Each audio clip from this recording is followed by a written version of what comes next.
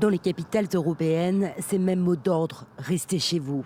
L'Europe, premier foyer de l'épidémie en dehors de la Chine, avec le plus grand nombre de victimes en Italie. Ce dimanche, le nombre de décès était plus faible que ce samedi. Une lueur d'espoir, même très faible. La settimana che andremo a iniziare con domani sarà, da questo punto di vista, assolutamente cruciale e su questa ci aspettiamo finalmente di vedere un segnale di inversione di tendenza. En Espagne, la contagion progresse. Le gouvernement espagnol entend prolonger le confinement, l'un des plus stricts du continent, jusqu'au 11 avril. Hôpital de campagne, rappel de personnel soignant à la retraite, militaires qui désinfectent les rues. Madrid mobilise ses dernières forces et appelle l'industrie à produire des respirateurs.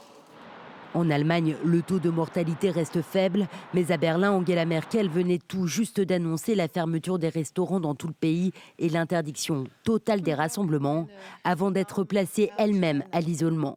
La chancelière allemande avait reçu un vaccin d'un médecin affecté par le coronavirus ce vendredi. Quant au Royaume-Uni, Boris Johnson a changé de ton, mettant en garde contre une accélération du nombre d'infections. Le Premier ministre britannique a annoncé la fermeture des magasins, des restaurants, des cinémas et des salles de gym. Car l'épidémie s'étend dans le pays, faisant craindre à Londres la pénurie de lits. Boris Johnson promet de protéger les personnes les plus faibles. When we now have to take special steps to protect the particularly vulnerable. And you remember that I said the moment would come when we needed to shield those with serious conditions. There are probably about 1.5 million in all. Dernier pays à avoir imposé un confinement général sur le continent, la Grèce. Le nombre de morts dus au coronavirus y a doublé depuis jeudi. Le pays le plus touché en